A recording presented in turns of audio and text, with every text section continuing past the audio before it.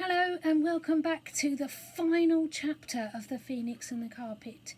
If you've been with me on this journey ever since chapter 1, thank you, and I'm glad I've done it for you as well as anybody else that's joined partway through or started and didn't finish. Thank you for joining me in my spare room to read to you rather than just a computer. So chapter 12, the end of the end. If you remember, chapter 11 was the beginning of the end. Well, this is the end of the end. Egg, toast, tea, milk, teacup and saucer, spoon, knife, butter. That's all, I think, remarked Anthea, as she put the last touches to Mother's breakfast tray, and went very carefully up the stairs, feeling for every step with her toes and holding onto the tray with all her fingers. She crept into Mother's room and set the tray on a chair. Then she pulled one of the blinds up very softly. "Is your head better, Mummy dear?" she asked in a soft little voice. "I've brought your breakfast." "That's very nice," said Mother, sleepily. "What's the matter with my girl?" she asked when she woke up and her eyes got used to the light. "Oh, I'm just so sorry that you're ill," Anthea said. "It's that horrible fire and you being so frightened. Father said so, and we all feel as if it was our faults. I can't explain, but—" "It wasn't your fault a bit, you darling goose," Mother said. "How could it be?" "That's just what I can't tell you," said Anthea. Mother laughed. "My brain feels very stiff and sore this morning, but I shall be quite all right by and by. Don't be silly. The fire wasn't your fault. Don't worry." When Anthea rejoined the others, she found them all as gloomy as she was herself, for everyone knew that the days of the carpet were now numbered. So that now, after nearly a month of magical happenings, the time was at hand when life would have to go on in the dull, ordinary way, and Jane, Robert, Anthea and Cyril would just be in the same position as other children. "We shall just be like everyone else," said Cyril. "Except," said Robert, "we shall have more things to remember." "Mother's going to send away the carpet." "Yes," said Cyril, "no more trips by carpet for us." They were all talking about the carpet, but what they were all thinking about was the phoenix. The golden bird had been so kind, so friendly, so polite, and now it had set fire to a theatre and made Mother ill.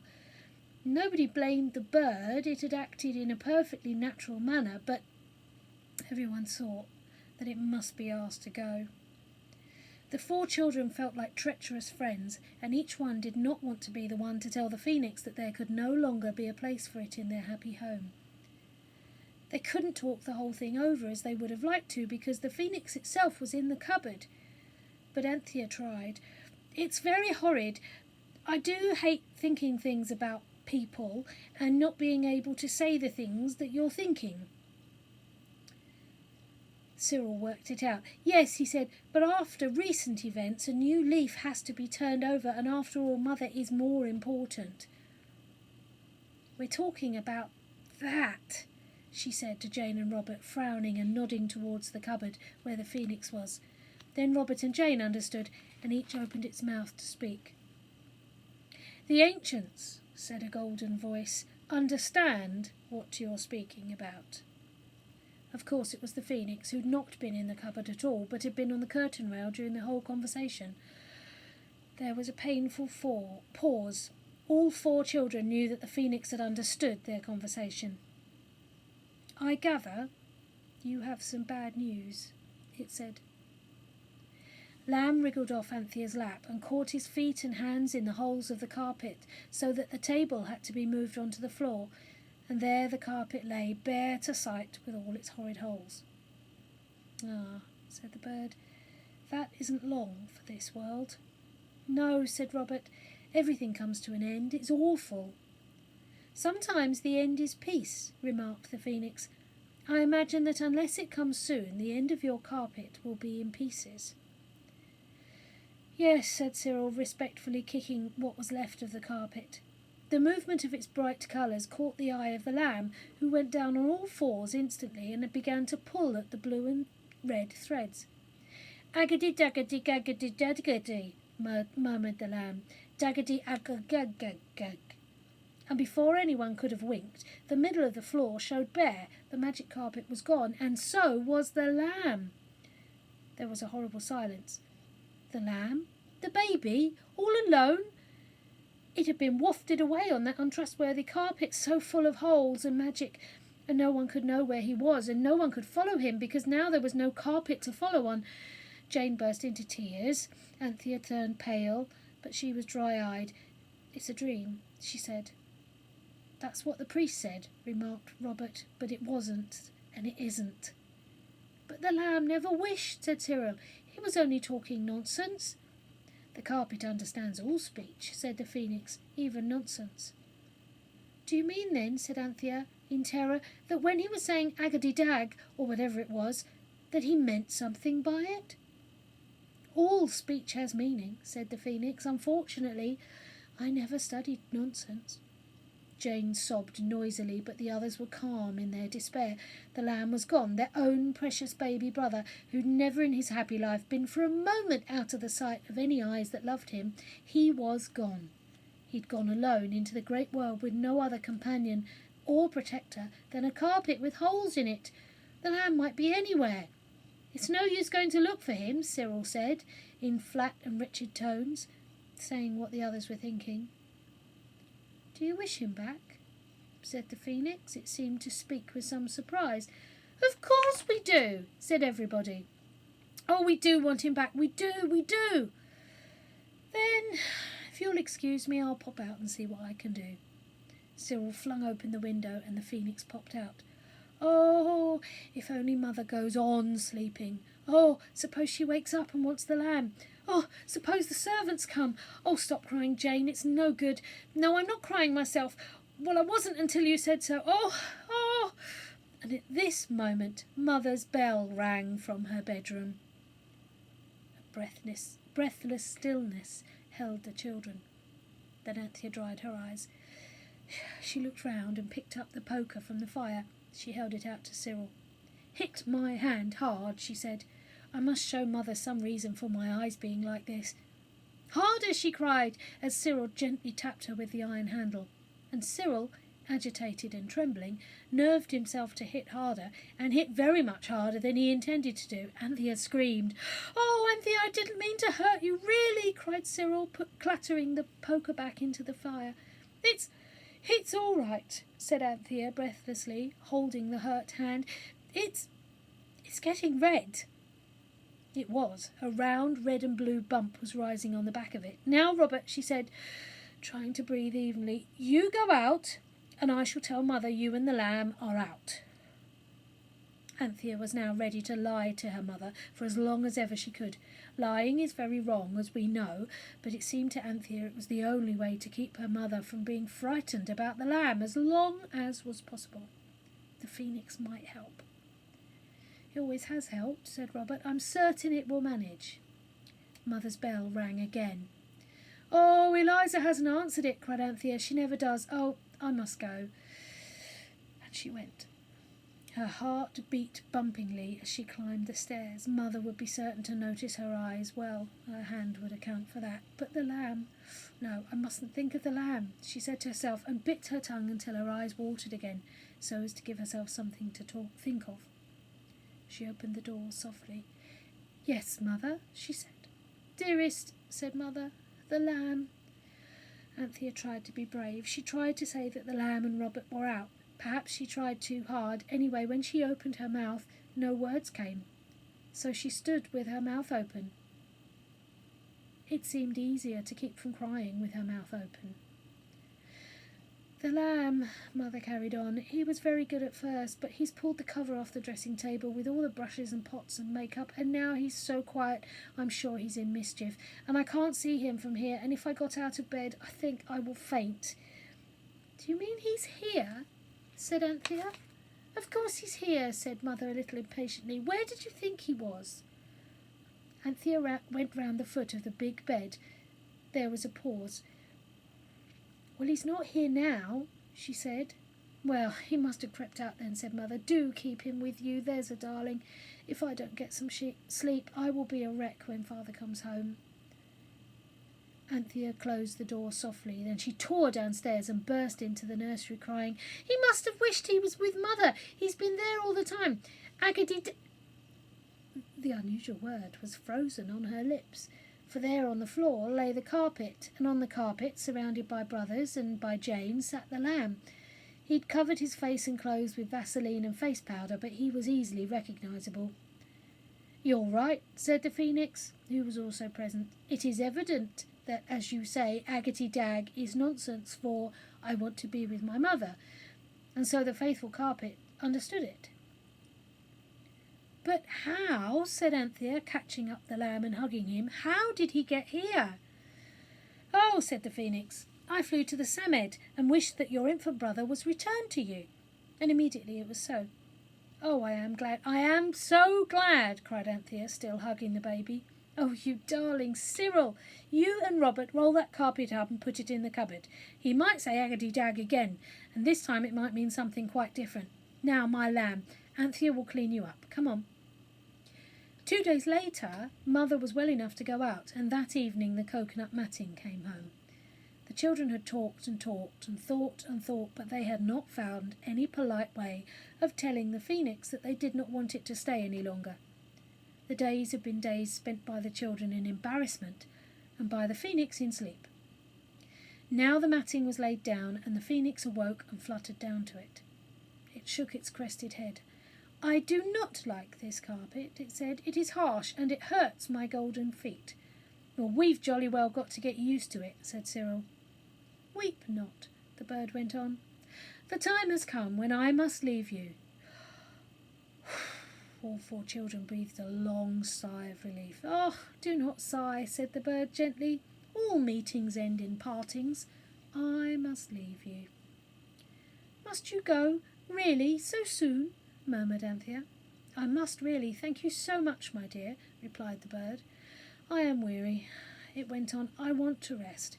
After all the happenings of this last month, I do desire really to rest, and I ask of you one thing." "Any little thing we can do," said Robert. Now that it had really come to parting with the Phoenix, whose favourite he had always been, Robert did feel very miserable. As miserable as the Phoenix thought they all felt.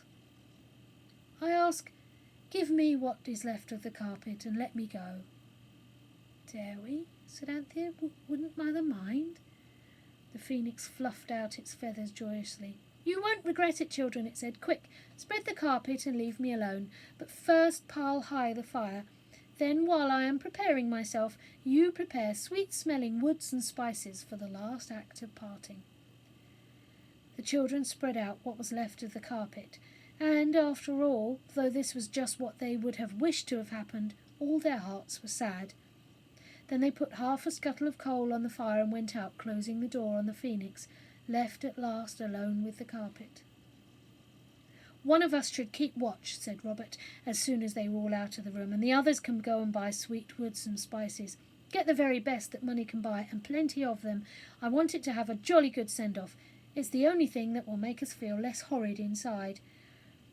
It was felt that Robert, as the pet of the Phoenix, ought to have the last pleasure of choosing the materials for its fire. "I'll keep watch if you like," said Cyril. "I don't mind." So they left Cyril standing like a Roman guard outside the door, inside which the Phoenix was getting ready for the great change, and they all went out to buy the precious things.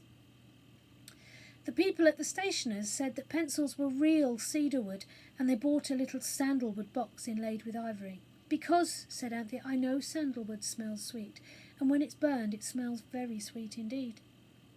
At the grocer's they bought all the spices they could remember the names of: mace, cloves, peppercorns, ginger, cinnamon, allspice too, and caraway seeds.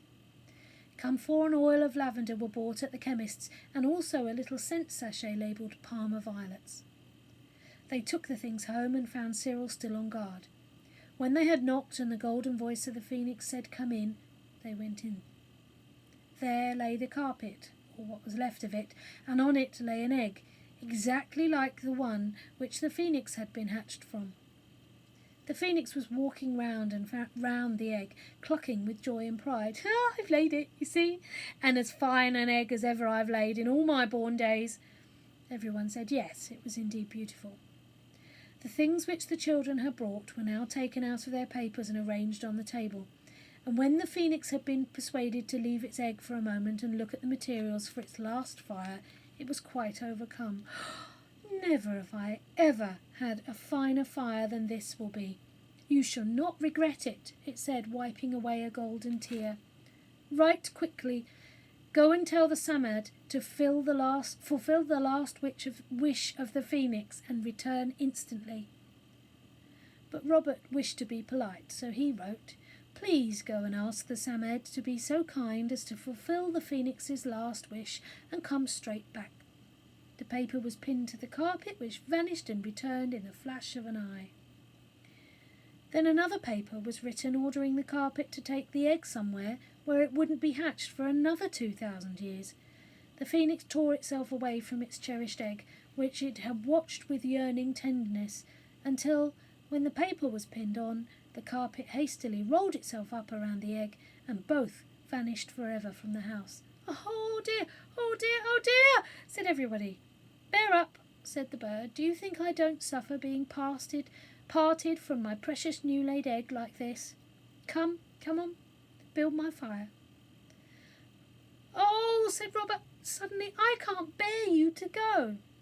The phoenix perched on his shoulder and rubbed its beak against his ear softly. The sadness of youth soon appear but as dreams, it said. Farewell, Robert of my heart, I have loved you well. The fire had burnt to a red glow. One by one the spices and sweet woods were laid on it. Some smelt nice, and some smelt worse than you could think possible.